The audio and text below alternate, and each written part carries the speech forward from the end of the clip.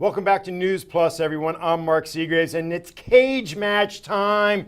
Willie Waffle, our entertainment critic, is here to tell us what he thinks are the best and worst of 2013. And of course, I'm here to set Willie straight. Willie, we always appreciate you joining us, and we love these one-on-one opportunities. So let's get right in it.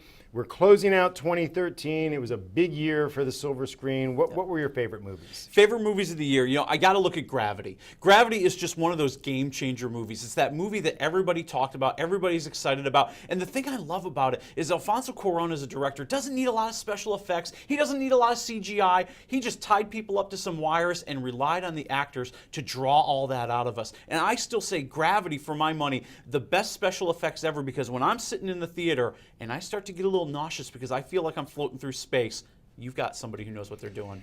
I didn't see it. My wife loved it. My kids hated it. Why did they hate it? There's nothing to hate. Sandra Bullock is brilliant in this movie. I argue she should get a nomination for Best Actress at the Oscars this year. And George Clooney is always Mr. Not enough Perfect. bells and whistles. Let's go. What's next on your best another list? really great best movie. A movie that's just coming out this week in Washington. It'll play kind of everywhere in a lot more theaters next week. It is Saving Mr. Banks. It is the story of how Walt Disney, played by Tom Hanks, convinces P.L. Travers, the author of Mary Poppins, to let him make the movie.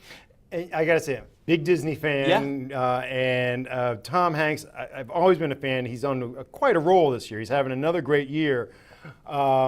Only seen the previews, but this does look like a fun movie. It's a really fun movie. It's a movie for people who love movies, who love movie history. And, seeing kind of where Mary Poppins came from and getting into that story of, where from her mind did this come from? What were the influences, and why Emma Thompson as P.L. Travers is so defensive and so protective of this entity. She's worried it's going to become Disney-fied. And you see the battles that she has with the studio trying to kind of protect this thing that's so important to her. Emma Thompson, another one who's looking at an Oscar nomination. True to history as far as you know? True to history, a little bit fluffy. As movies can be. Right? It's amazing how they do that with movies. They want to change things around to be a little bit more cinematic. Right. What did you hate last year? What did I hate? Adam Sandler's still allowed to make movies?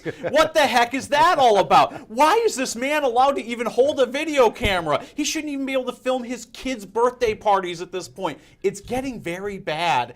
Grown Ups 2, just one of the most juvenile, horrific movies I've seen in a long time. It's like they've all just given up. It's like the whole gang just shows up and they're like, okay, what can we just kind of pretend to do today? Because someone's paying us a lot of money for it. Anything else you're not quite as passionate about hating from last year? The Getaway. Who thought it was a good idea to have Selena Gomez act in a movie? Although she didn't really act, let's be honest. It was just a dreadful movie. That was really bad. Willie, we love how you restrain your passion so much on these. What I haven't heard you list on either side of the ledger, Captain Phillips. Captain Phillips, great movie. That would be on my top 10 list. Absolutely. With Tom Hanks putting in a great performance. And I think, Tom Hanks, he doesn't have that big, overly histrionic performance until it's perfectly needed. I got to tell you, Willie, and I'm lying. If I'm lying, I'm dying. I was in tears at that moment. I was so in that, and we don't want to give a spoiler alert, but everybody knows, the story because it is a true story. Yeah. But that moment when Hanks has his moment, I felt anyway, like I was so right there with him, experiencing, because we got to know everybody, the good guys and the bad guys, for good or bad. You got to know what motivated these people and why they were who they were, and when you see it through Hanks' eyes, I just fell apart, and I was sitting with my kids, and they're looking at me like, what the heck is wrong with Dad? This is a great scene. Navy SEALs are kicking ass.